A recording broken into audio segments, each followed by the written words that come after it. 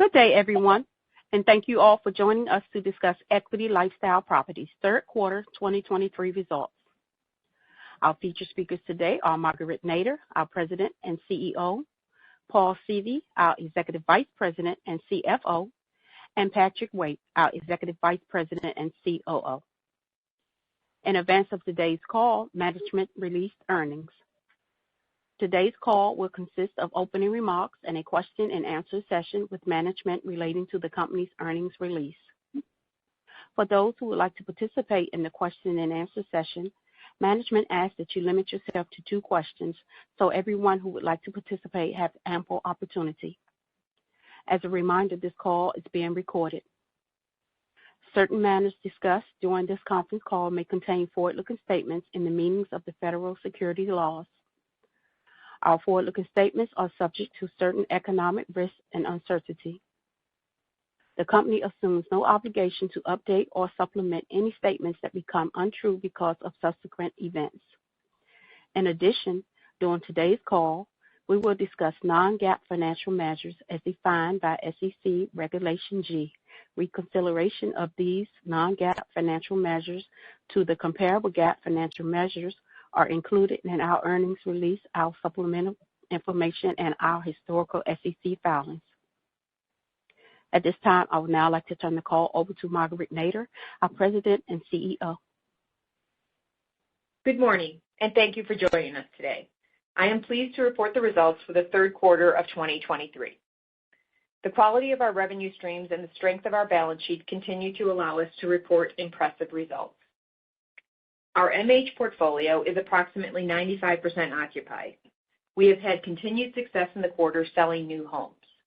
Year to date, 51% of our new home sales have been in Florida communities and 13% in Arizona.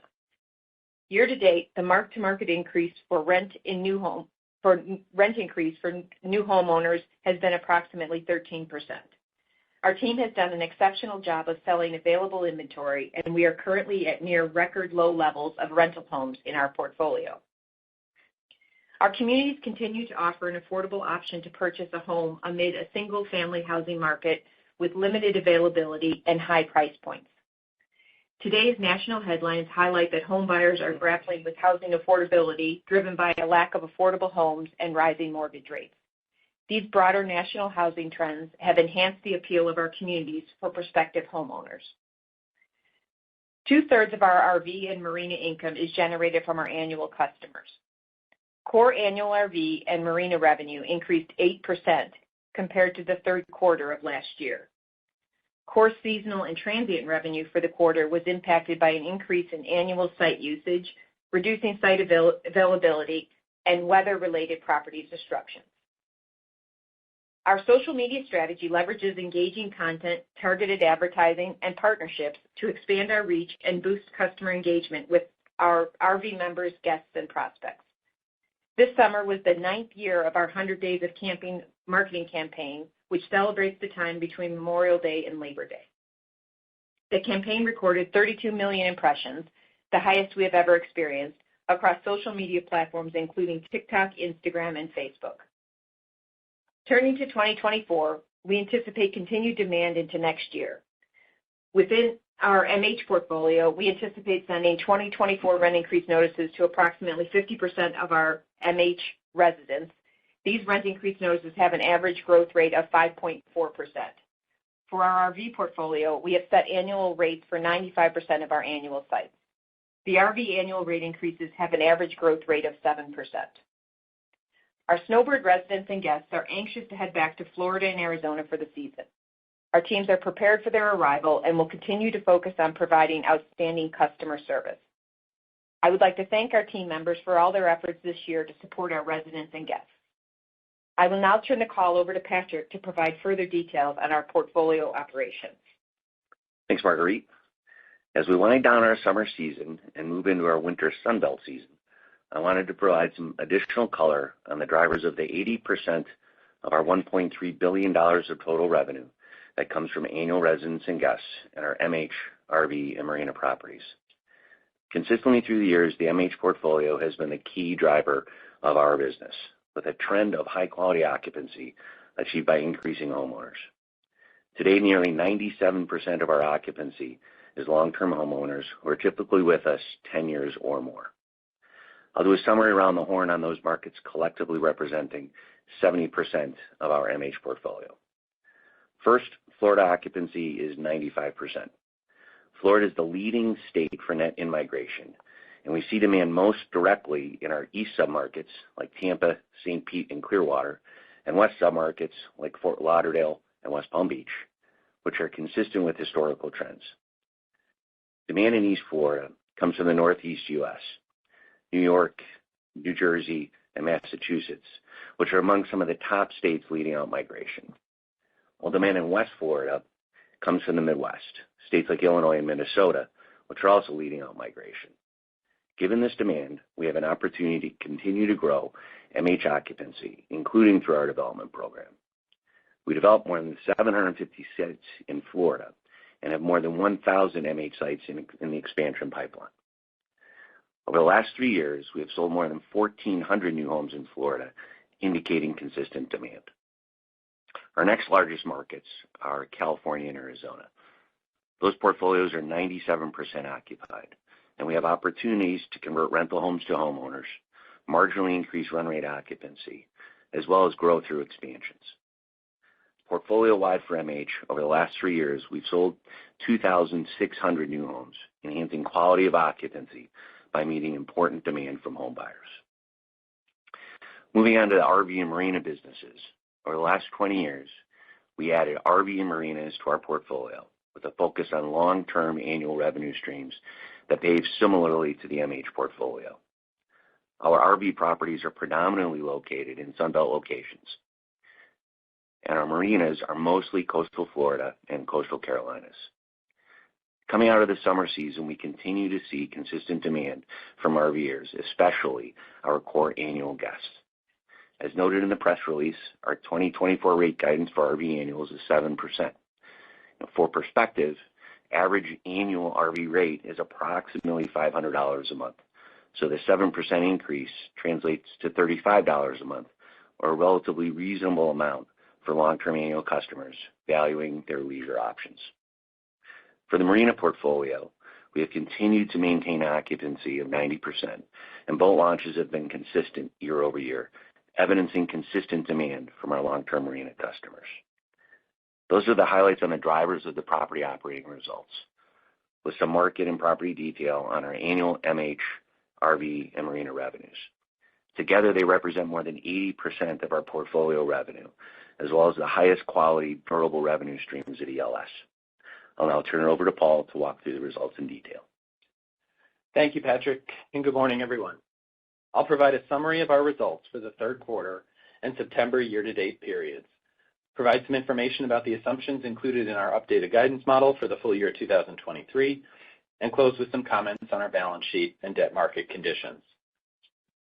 In our earnings release, we reported third quarter and year-to-date normalized FFO per share of 71 cents and $2.12, respectively. Core MH rent increased 6.8% in the third quarter and 6.7% year-to-date compared to the same periods last year. Rent growth in the third quarter includes approximately 7.1% rate growth as a result of our rent increases to in-place residents and our 13% mark-to-market on turnover when a new resident moves in. Core RV and marina annual base rent increased 8% in the third quarter and 8.1% year-to-date compared to prior year. Annual RV and marina rent increases generated approximately 7.4% growth in the year-to-date period, with occupancy contributing close to 70 basis points of growth. Rent from seasonal and transient customers on a combined basis in the core portfolio represents approximately 10% of our core revenue. Core seasonal and transient rent combined decreased approximately 4.8% in the year-to-date period compared to prior year. Core seasonal rent increased 5.5% year-to-date, offsetting some of the transient decline we've experienced as a result of challenging weather patterns and site usage increasing for longer-term stays. Membership dues revenue increased 4% in the year-to-date period. During the quarter, we sold approximately 6,100 Thousand Trails Camping Pass memberships. Membership upgrade sales volume in the third quarter was slightly lower than last year, while the average sale price increased approximately 12%. Total core utility and other income increased 7.9% in the year-to-date period. Utility income increased 10% during the same period, somewhat offsetting a 7% increase in utility expense. Year-to-date, our utility recovery rate is approximately 45%, compared to 43.5% in the first 9 months of last year. Other income includes $2.2 million of revenue associated with sites leased to provide housing for displaced residents in Fort Myers, Florida, during the year-to-date period. Core property operating expenses were in line with expectations during the third quarter. Our 2 largest expense line items, utility and payroll, were favorable to our forecast for the third quarter and increased 1.2% over prior year on a combined basis. Utility expense favorability was mainly the result of relatively cool and wet conditions across the Midwest and Northeast in August and September. The 30-day mean temperatures for those months in those areas were at or below the long-term average. In addition, many areas of the Northeast experienced record levels of rainfall. Payroll expense in the third quarter was 1.7% lower than the same period in 2022. Our property operations team remains focused on rationalizing staffing to meet customer demand. Repairs and maintenance expense was elevated in the quarter relative to our expectations. We incurred expense related to local storm events across the portfolio, primarily tree removal, debris cleanup, and costs to operate on-site utility systems during periods of heavy rainfall. Our year-to-date core property operating revenue growth of 5.4% and core property operating expense growth of 6.5% contributed to an increase in core NOI before property management of 4.5%. As I switch topics to discuss guidance for the remainder of 2023, I'd like to highlight some initiatives that illustrate our well-established approach to managing our business, which involves continually challenging the status quo and promoting innovation. Over the years, we've implemented process improvements focused on automation and reporting enhancements that include historical weather data, employee staffing trends, and publicly available market-driven housing data. These and many other innovations enable the day-to-day decision-making that generates impressive results quarter after quarter as we continue to focus on our strategic objectives. The press release provides an overview of fourth quarter and full year 2023 earnings guidance. Our long-standing practice has been to report quarterly guidance with a range of 6 cents per share from high to low end of the range. As a result, each year when we report full year guidance at this time, with only 1 quarter remaining in the year, we report full year guidance with a similar 6 cents per share guidance range. As I provide some context for the information we've provided, keep in mind my remarks are intended to provide our current estimate of future results. All growth rates and revenue and expense projections represent midpoints in our guidance range and are qualified by the risk factors included in our press release and supplemental financial information. Our fourth quarter guidance assumption for shorter-term stays in our RV communities was developed based on current customer reservation trends. We provide no assurance that our actual results will be consistent with our guidance, and we assume no obligation to update guidance as conditions change. Our full year 2023 normalized FFO guidance is $2.85 per share at the midpoint of our range of $2.82 to $2.88 per share. Full year normalized FFO per share at the midpoint represents an estimated 4.5% rate growth compared to 2022. We expect fourth quarter normalized FFO per share in the range of 70 cents to 76 cents. Full year core NOI is projected to increase 5.1% at the midpoint of our guidance range of 4.8 to 5.4%. We project a core NOI growth rate range of 6.3% to 6.9% for the fourth quarter and expect NOI for the quarter to represent almost 26% of full year core NOI. Full year guidance assumes core rent growth in the ranges of 6.5% to 7.1% for MH and 8% to 8.6% for annual RV rents. Our guidance assumptions for the fourth quarter include MH occupancy gained in the third quarter with no assumed occupancy increase in the fourth quarter. Our assumptions for expense growth reflect current expectations based on the year-to-date activity and our review of property level and consolidated expense projections for the remainder of the year. As a reminder, we make no assumptions for storm events that may occur. The midpoints of our guidance assumptions for combined seasonal and transient show a decline of 4.9% in the fourth quarter and a decline of 4.8% for the full year compared to the respective periods last year. Our guidance for the full year and fourth quarter includes no assumption for acquisitions closing before year-end. The full year guidance model makes no assumption regarding other capital events or the use of free cash flow we expect to generate in the remainder of 2023. Before we open the call up for questions, I'll discuss our balance sheet and current debt market conditions. Our balance sheet is extremely well positioned with a debt maturity schedule that shows approximately 11% of our outstanding debt matures over the next 3 years, and around 23% of our outstanding total debt matures over the next 5 years. This compares to an average total debt maturity for REITs of approximately 45% over the next 5 years. In addition, 22% of our outstanding secured debt is fully amortizing and carries no refinancing risk, and we have no year in our schedule when more than $350 million of outstanding debt matures. Current secured debt terms available for MH and RV assets range from 50 to 75% LTV, with rates from 6 to 6.75% for 10-year maturities. High-quality, age-qualified MH will command best financing terms. RV assets with a high percentage of annual occupancy have access to financing from certain life companies as well as CMBS lenders. Life companies continue to express interest in high-quality communities, though some have set limits on capacity and pricing. We continue to place high importance on balance sheet flexibility, and we believe we have multiple sources of capital available to us. Our debt to EBITDA is 5.3 times, and our interest coverage is 5.3 times. The weighted average maturity of our outstanding debt is approximately 10.5 years. Now we would like to open the call up for questions. Thank you. Ladies and gentlemen, to ask the question, please press star 11. You will then hear an automated message advising your hand is raised, and then wait for your name to be announced. To withdraw your question, please press star 11 again. As a reminder, we ask that you limit yourself to 2 questions. Please stand by while we compile the Q&A roster.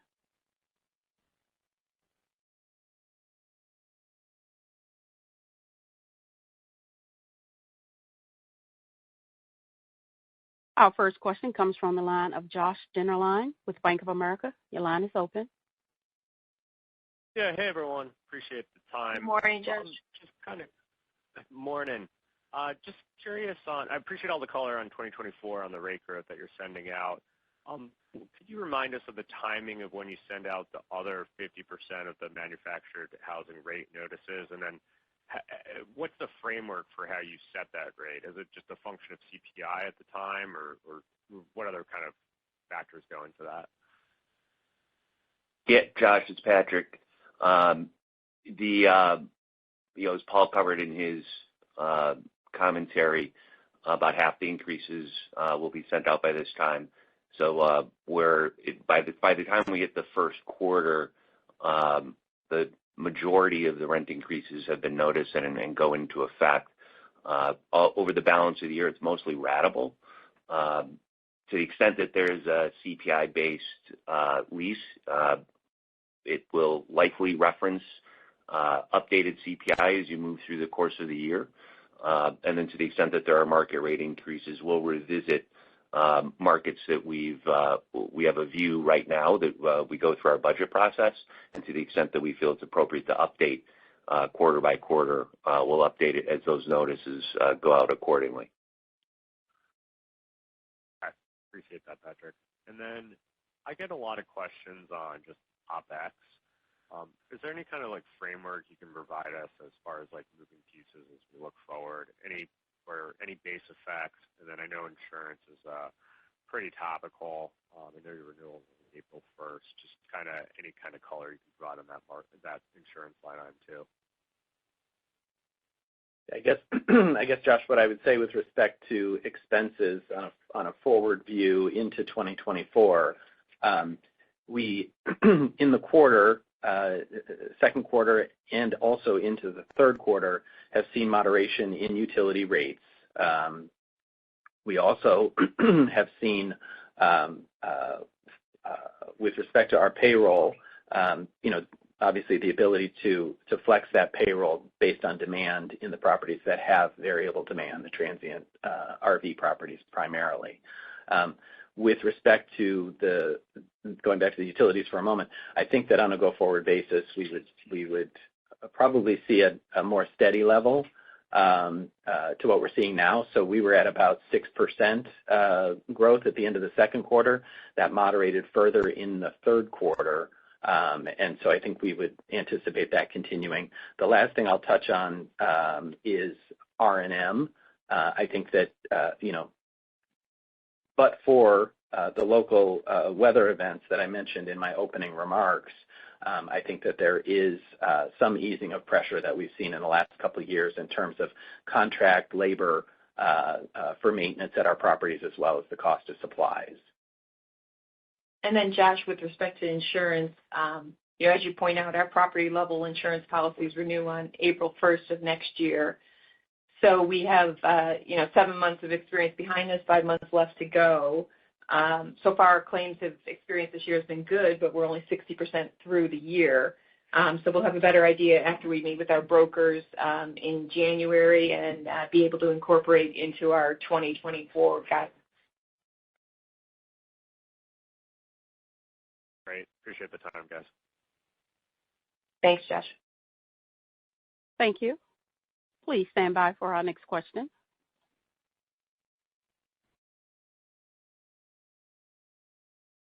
Our next question comes from the line of James Feldman with Wells Fargo. Your line is open. Great. Thank you and good morning. Good morning, Jamie. So I guess I just want to kind of think big picture here. We've been talking a lot with investors about, the opportunity for recapitalizations of private entities. You've got one of the better costs of capital in the space. Opportunities don't last forever. Windows don't stay open forever. Just how are you thinking about your cost of capital? What's on bank balance sheets, those impairments, where assets might trade, and a window here where you could really put a lot of capital to work at pretty attractive returns. I know you've said in the past it's kind of hard to find stuff to buy, and you like to focus on, expanding your communities. But just kind of big picture, where's your head, and what do you think we might be able to see over the next year, a couple of years? I guess we'll see how long this window even remains open where you have this opportunity. Sure. So, obviously my focus is on the ELS, our portfolio. We've been very deliberate over the years in adding to our portfolio with a focus on, really long-term stable cash flow. And we like the MH business and the RV annual business. We think it meets the needs of so many Americans who want to own their own home in a vacation destination location. We think the MH business is great for a lot of reasons, and it's unique because of the fact that there's really no new supply. And we do know the properties we want to own, and we'll continue to work with owners to grow our portfolio, really with an eye towards buying assets that have the same cash flow characteristics as our existing portfolio. So I think we'll be keeping in line with what we've always done in the disciplined approach to growing our business. Okay, thank you. That's helpful. And then, your commentary on Florida and the Florida markets being so strong, both on the East Coast and West Coast. I mean, speaking to some of our industry contacts, there's real questions around commercial real estate insurance in Florida going forward. I mean, how do you balance that when you think about putting fresh capital to work or even staying in those markets? That's the one market that keeps coming up where people are scratching their head of, how's this even going to work over the long term? I think what we've seen is the demand is so strong for people to come to Florida and experience the affordable lifestyle that we have, and to get out of the Northeast, to get out of the Midwest. And we just see that continuing. As far as insurance as it relates to our residents, while we don't keep track of who has insurance and who doesn't, over the years, we kind of have an idea that not a large percentage of our homeowners, our residents, have homeowners insurance. And then just in terms of where you think rates are going, I know you said you don't find out until April next year, but I guess the commercial real estate insurance on your side? Like, you're just kind of comfortable that it'll work itself out? Well, we'll know certainly. I think, as I said, over the last few months, our claims experience is going to be a big factor in what our renewal is going to be. So, as I just mentioned, we've had a good claim experience so far this year, but we still have more, months to go before the renewal. Okay. All right. Thank you. Thanks, Jamie. Thank you. Please stand by for our next question.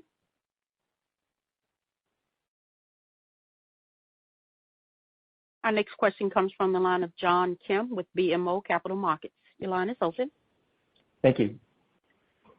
Your 24 MH rate growth, now that the Social Security cost of living adjustment came in at 3.2%, and multifamily rents have really just stalled out here in the third quarter, how confident are you that you're able to achieve and push that 5.4% on the remaining leases? And can you remind us, is that 5.4% on the base rate change only, or does that include any pass-through of expenses? Excuse me, John, the 5.4% is on the base rate. It does include the residents that moved in and assumed in-place leases, understanding that they would go to market upon renewal in January. So it does include the impact of the 13% mark-to-market that we've talked about for those residents. But I think Patrick has some more color.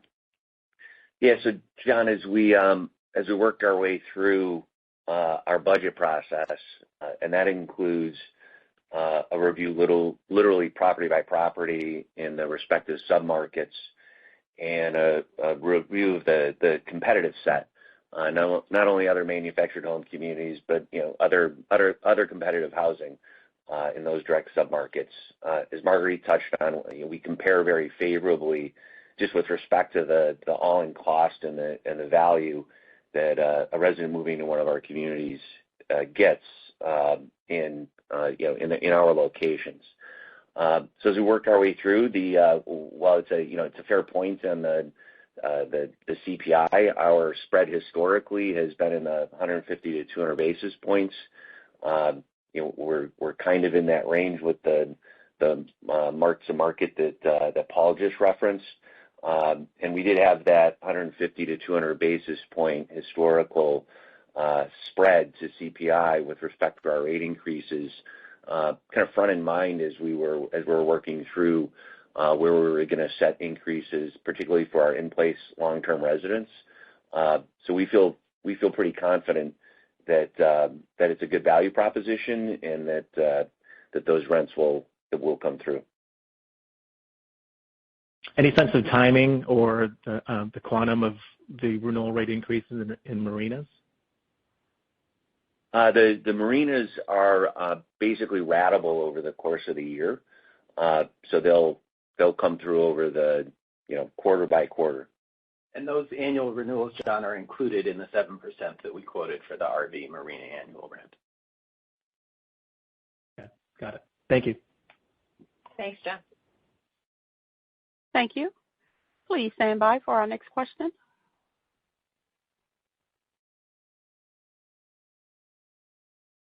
Our next question comes from the line of Eric Wolfe with Citi. Your line is open. Hey, thanks. Looks like you're guiding to a sequential increase in FFO in 4Q as well as an increase in your annual RV growth to, I think it's 8.8% from 8%. What's driving both of those? Yeah, I think, Eric, when you think about the fourth quarter of 23, kind of have to remember all that happened in the fourth quarter of 22. So with respect to the RV, I'll take that first. The impact of Hurricane Ian in Q4 of 22. Really what we're seeing in 23 is the benefit of the occupancy that we gained following the loss in the fourth quarter of last year. That's primarily what it is. There is also some contribution that's coming from rate increases that are effective in the fourth quarter. And then in terms of the FFO change, when I look at the non-core contribution, there's about $5 million year over year that's coming from the non-core properties this year that we didn't have we had 6 properties that were offline following the hurricane last year that did not generate any NOI, and we did not have any business interruption contribution from most of those locations. And then we had some contribution from acquisitions in 22 and 23, as well as some one-time adjustments. So there were a number of things that were happening in the fourth quarter of last year that make favorable comp this year. Got it. That's very helpful. And I guess for the non-state pool that you referenced there a second ago, I guess, are you assuming any business interruption insurance proceeds in the fourth quarter? And then thinking about how we should model this for next year, do you think that the sort of total NOI that you're showing there for this year is a good base from which to grow into 2024, meaning that we shouldn't make any sort of one-time adjustments or other things? We can use that as a run rate going into next year for those properties. Yeah. I mean, it's a little bit challenging because we do have properties that'll switch from non-core into core next year. And when you think about the business interruption specifically, the part of the outperformance in the third quarter from the non-core properties was those properties that were offline last year that I just mentioned, returning to operations maybe at the same time that we are receiving business interruption for prior periods. So we have this timing issue that we've talked about before in terms of the receipt of the business interruption cash. I think that'll taper off, and those properties will return to normal operations. So that's really what we're expecting this year. Okay. All right. Thank you. Thanks. Thanks, Eric. Thank you. Please stand by for our next question.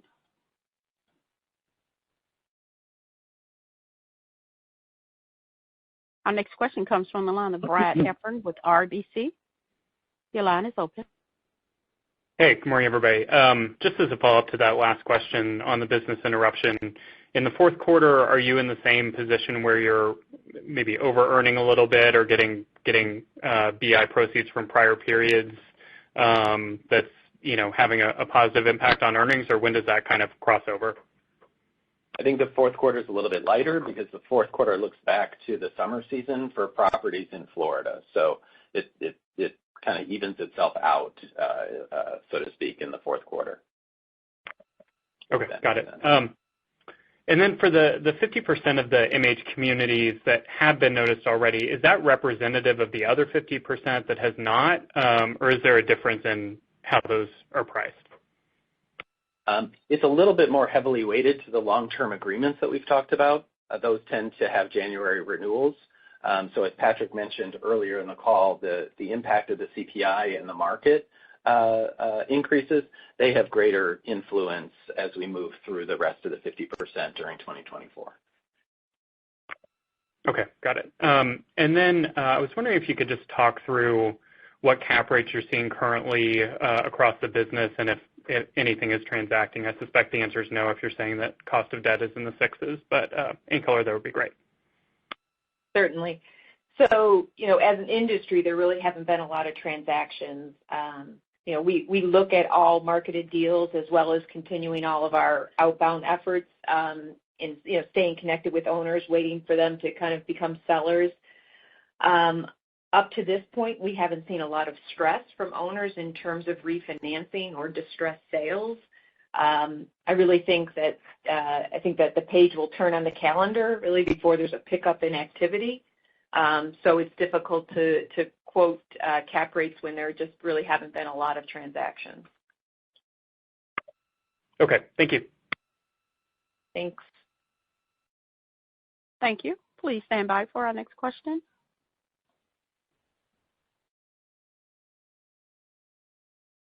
Our next question comes from the line of Samir Khanal with Evercore. Your line is open. Hi, good morning, everyone. Hey, Paul or Marguerite, when I look at seasonal, so that seasonal/transient business, you do the math, it's down about 6% for the year now. I guess, how are you thinking about that segment into next year? It's been one area that's been sort of hard to model for the last couple of quarters here. I mean, did you kind of big picture, do you think that growth sort of turns positive next year, or do you think that's sort of still another year where you're sort of giving back, what you may have, over-earned over the COVID years? I guess thinking about seasonal, what we're seeing, excuse me, is that revenue, particularly in the third quarter and the fourth quarter. I'll just talk to those for a minute. When you look at the seasonal, roughly 20% of the seasonal rent comes in the month of October, and 50% comes in the month of December. And you'll remember that the biggest quarter that we have for the seasonal business historically has been and continues to be the first quarter, and we had significant growth in the first quarter, and it's driven by those customers that are spending the winter months in the South. What we did experience during the pandemic was activity that was a month or more in other parts of the country, or even in the South during the summer months. That activity was modest, but it was a contributor of growth. I think that that's what we saw leveling off to a degree in 2023. And for 2024, I think that we'll see a return to our kind of historical business, which is primarily the fourth and first quarters for the seasonal business, with strong demand leading into 2024. And with respect to transient business for 2024, it's too early to talk about where we think we focus a lot. We've talked a lot about how the transient business is heavily dependent on weather, so obviously that's difficult to project a year out. But we'll have a better clarification on that as we go into in January when we report and provide our guidance for 24. I guess as a follow-up to that, in terms of guidance, and I know you haven't provided that, but will there be sort of a change in the way you kind of look at guidance? Because again, transient and seasonal, when you started off the year, I think you were expecting that number to be slightly up, right? So now you're down 6 for the year. So I'm thinking, is there sort of a change in mentality or how you're going to provide guidance as you think about next year as you get into January? I guess my view on it is, there's an expectation across the business that we continue to perform. As Marguerite said, there's a great deal of variability specific to the transient business that comes from weather. I think that our historical baseline expectation has been, as we enter a year, that transient business has a modest level of growth, kind of low to mid single digit growth on an annual basis. I don't see a reason for or a thought that we would change that practice. I think we will continue that, and we'll provide updates on a quarterly basis as we historically have on that revenue stream, which, again, represents about 6% of our total revenues. Okay. Thanks so much. Thanks. Thanks, Samir. Please stand by for our next question.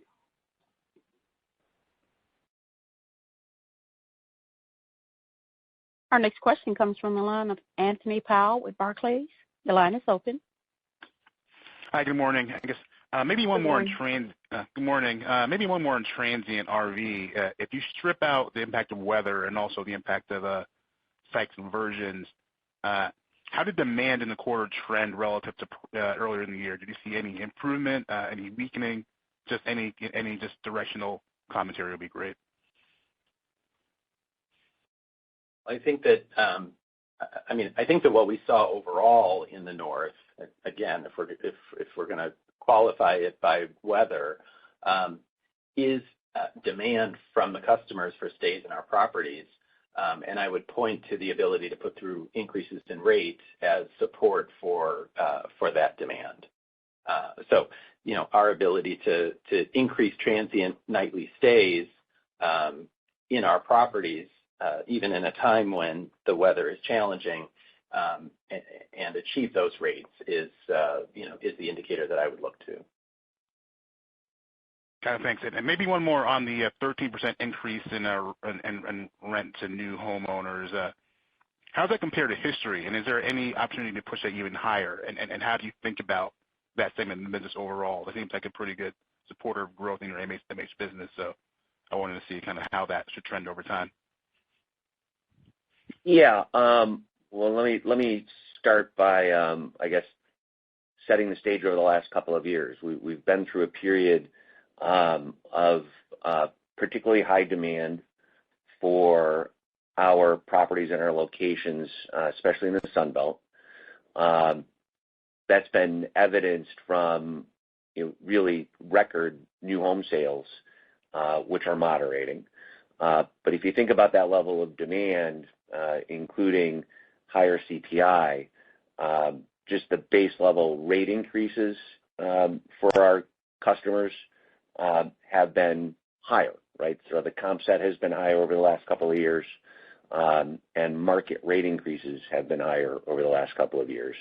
And if you think about our long-term customers with us, typically 10 years or more, there's kind of an embedded increase or net, I'll call it loss to lease, right? A bump to market on turnover, which is what Paul summarized. And that's why the reason that number has escalated into the, call it that 10-13% range, is because we've come through those periods of high demand and high CPI.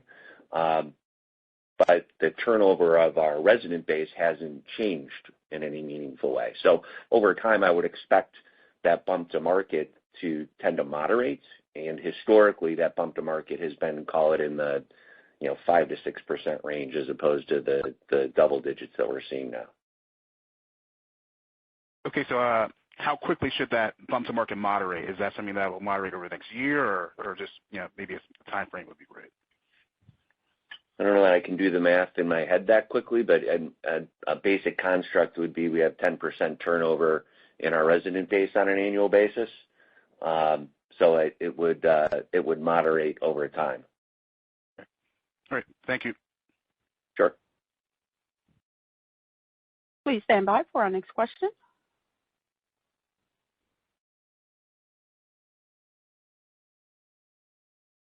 Our next question comes from the line of Keegan Cole with Wolfe Research. Your line is open. Yeah, thanks for the time, guys. I guess first, your MH occupancy is down 30 basis points year over year in the core portfolio. What's it going to take to get that number to start trending higher? Well, let me start by just putting a little bit of context there that we still have roughly 150 units of headwinds from Hurricane Ian. And we'll work through replenishing that housing stock. And those submarkets in Florida, as I touched on in my opening comments, are seeing a very consistent period of high demand. So taking that out of the equation or looking forward to 2024, I would expect you're going to start to see occupancy increases that are more reflective of the historical business, and you just saw that we increased a little over 40 units net in the quarter. And I think it's just important to point out that over 50% of our properties are 98% occupied and have been for a number of years. These customers are making, or residents are making, a long-term commitment to stay in the community. So we've seen properties stay fully occupied for long periods of time, 10 plus years. And then shifting gears to home sales, obviously it's slowing down. I think the clear reason would be existing home sales or the lack thereof. But I'm curious if there's something else that you're seeing, because it is interesting to see the used home sales seem to be kind of leveling out as opposed to new home sales declining. Yeah, the used home sales is just a function of what available inventory we have. So it's really not a function of demand at the property. If we had more, we'd be selling more. So that's the way I think of it on the used home side. And the new home sales is really just moderating back to pre-COVID levels, but very strong demand, especially in our key markets. Got it. Thanks for the time. Thank you. Please stand by for our next question.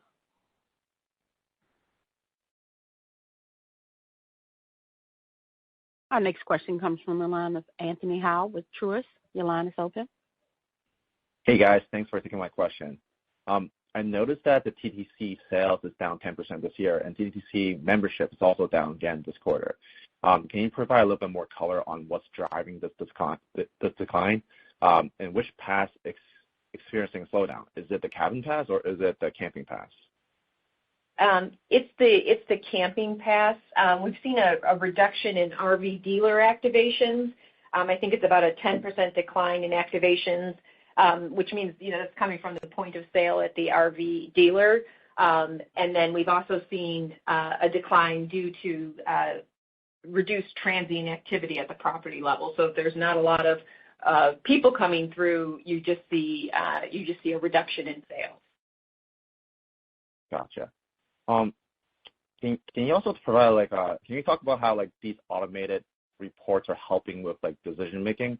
How are you guys using the historical weather data, and what publicly available market-driven housing data you guys are using that you weren't using before?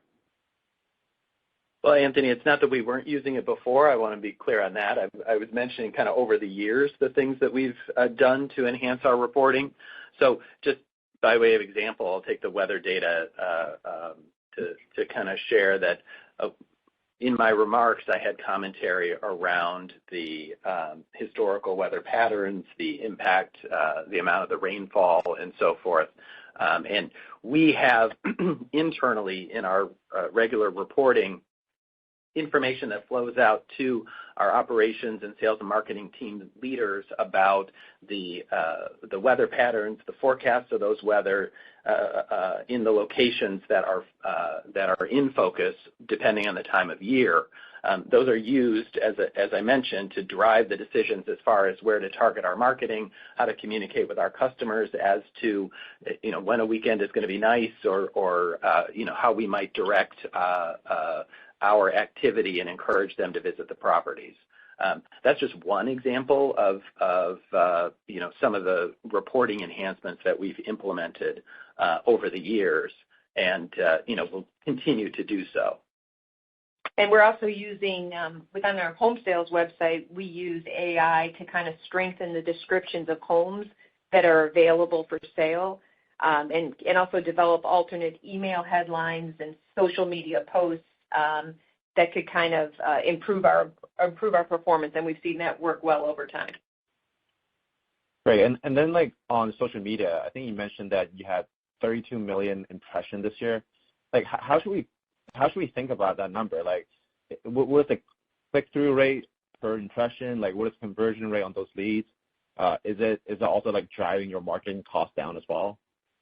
Yeah, I mean, the way I would look at it is the impressions are really just the total number of times our content was seen. So we gauge that and we see that increase over time. So that's a positive for us. And it really, measures our ability to get our message out in front of our target audience. So that's what our focus is. And of course, click-throughs and then what ends up being a reservation, which is the goal. And we have an increasingly high number of our reservations are booked online or through the call center. Over time, it's increased significantly to where it's now 70% of the overall activity. Gotcha. Thank you. Thanks, Anthony. Please stand by for our next question.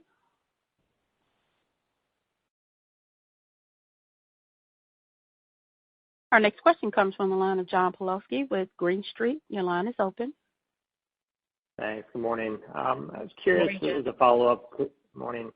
A follow-up to the membership question just there.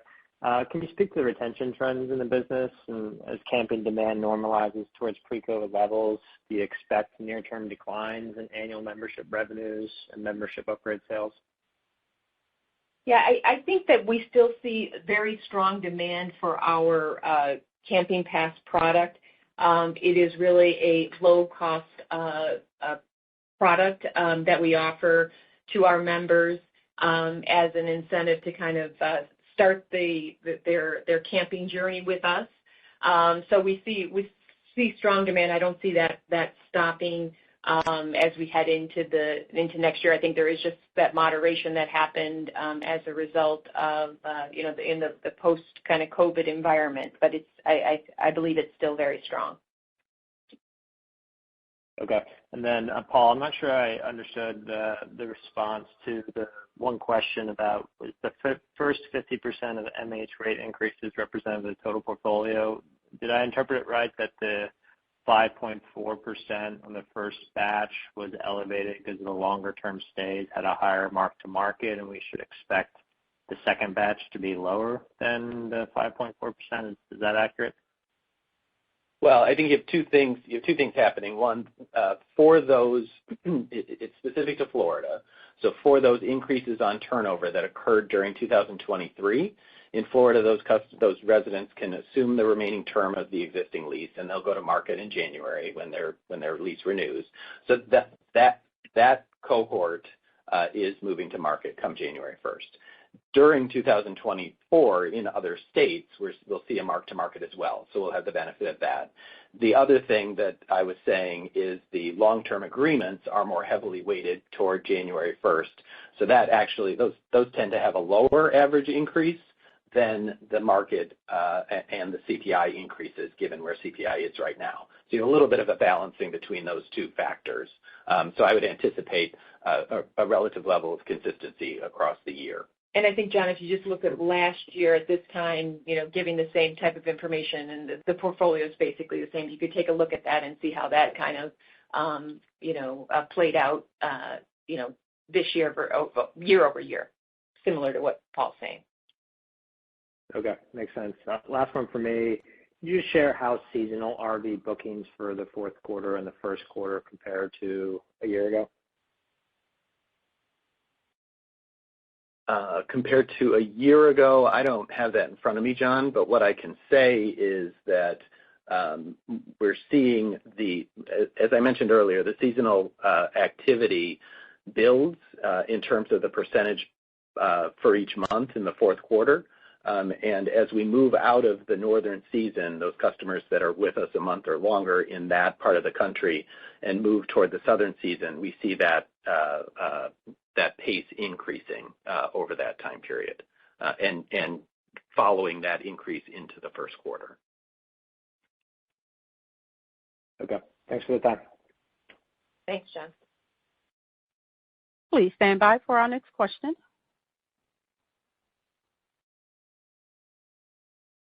Our next question comes from the line of Michael Goldsmith with UBS. Your line is open. Good morning. Thanks a lot for taking my question.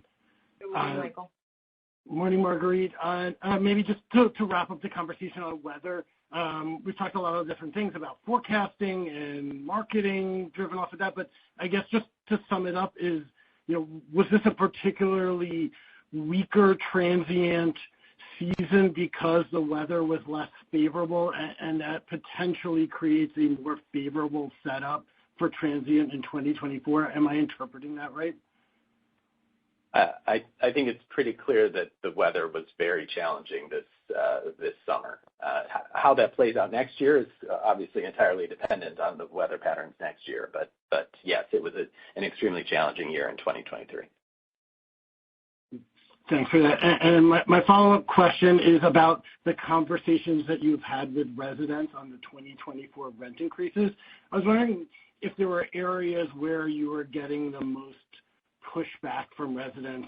Are the residents understanding kind of the moving pieces of, this is a moderating CPI environment, but insurance costs are up, elevated costs are up. I'm trying to size for the last year you weren't able to push rent as hard as expenses were elevated. I'm just trying to better understand how residents reacted to this and the ability to for rents to continue to outpace expenses going forward.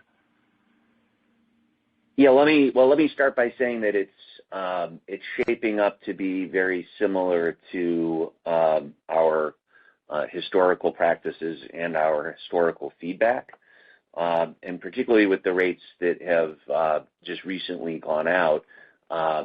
We'll have more conversations with residents and homeowners associations. I've referenced before in Florida, there's a kind of a well-organized statutory process for a review and a discussion of rate increases.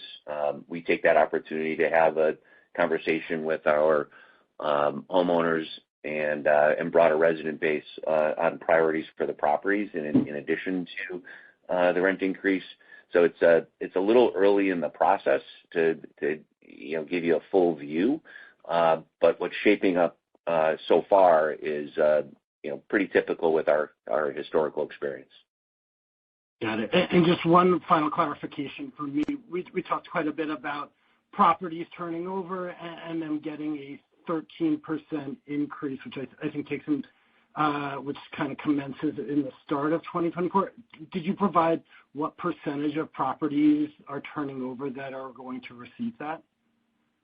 It's the resident turnover, and across our portfolio, generally we have about 10% turnover. So that at individual residents, not properties. Right.